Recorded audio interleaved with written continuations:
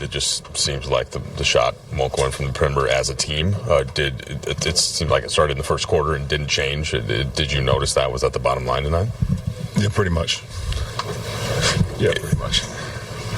You guys tried to do other things, attack the rim, get just from two. But is there anything that you can do there defensively to try and swing things in the other direction? Defensively, I think we play solid defense.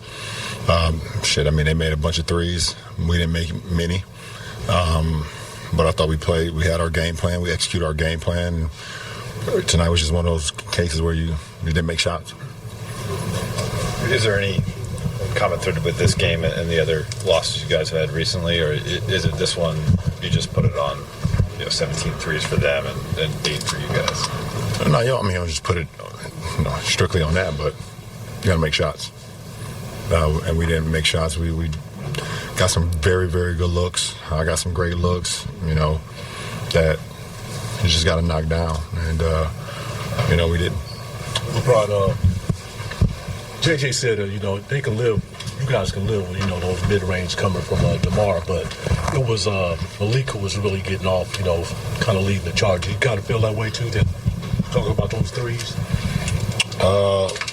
Yeah, that's what he does. He's a spark off the bench at any given moment. He had a heck of a game tonight. Well, you guys got within 7 in the fourth, then with 8, and they had to hit those threes.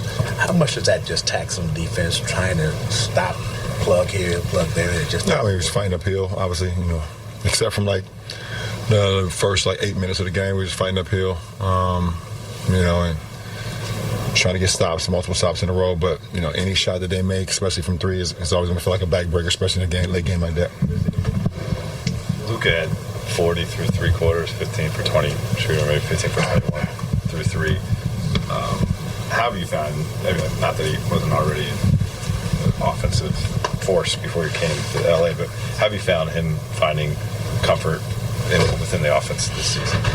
No, I think it's more important just like him finding comfort and just being in LA, and now being able to start this full year, from the beginning, and he starts just getting more and more comfortable with, not only what we want to run offensively, but just the city and just being comfortable where he is, moving into his place, things of that nature. I think that helps. That helps a lot. You guys are still 9 games over 500, despite losing 7 out of 11. And you've been preaching the patience with the injuries, once we're healthy. What's it take to kind of stay in that mode of if we keep pushing? Yeah, that's it.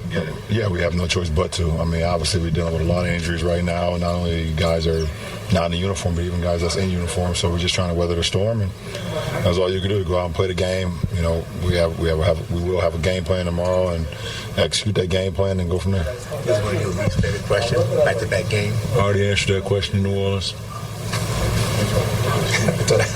I know.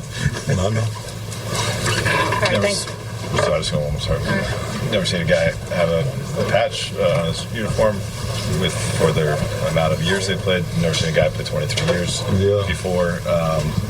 What do you think about that kind of distinction? And just what do you think about having it on? It's just super cool, super surreal, super humbled, blessed.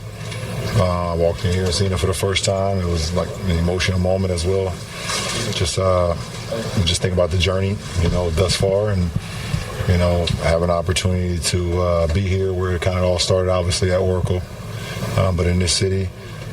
So it was just like I just started thinking about the whole, from the beginning to where we are now, and it's been a heck of a journey, and people that's followed my career and my fans that follow my career getting an opportunity to be a part of it, and Thomas did a great job with that situation, and the NBA getting involved is like I said, super grateful and super surreal.